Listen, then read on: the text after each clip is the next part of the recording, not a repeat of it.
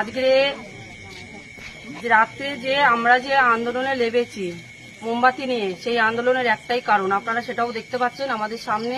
ভোটে যে আরজি করে যে বোনটিকে নৃশংসভাবে তার সংগ্রাম রুট করে তাকে খুন করা হয়েছে, তার বিরুদ্ধে আমরা আন্দোলনে লেগেছি। তার উপরে যে অত্যাচার হয়েছে এবং রাজ্যের পুলিশ প্রশাসন থেকে তার উপরে যে অত্যাচার করে তাকে যে খুন করেছে, সেই রাজ্যের পুলিশ মন্ত্রী মুখ্যমন্ত্রী আজকে রাজ্যের পুলিশ মন্ত্রী মুখ্যমন্ত্রী আজকে ওদের মদত জোগাচ্ছে বলে ওরা এতটা পাওয়ার পেয়ে গেছে। আর সেই বোনটিকে এতটা নৃশংসভাবে খুন করা হয়েছে যে তার ঘাড় ভেঙে দেওয়া, তার পা ভেঙে দেওয়া, তার হাতের আঙুলগুলো পর্যন্ত ভেঙে দিয়েছে।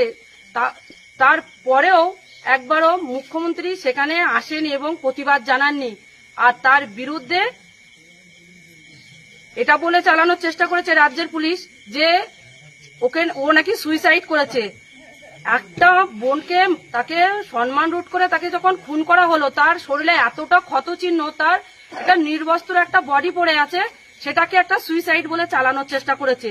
আমরা মানি না এটা একটা সুইসাইড, কেননা ওর শরীরের ক্ষতচিহ্ন দেখে বোঝা যাচ্ছে যে ওকে ওর সংগ্রাম রুট করে ওকে খুন করা হয়েছে।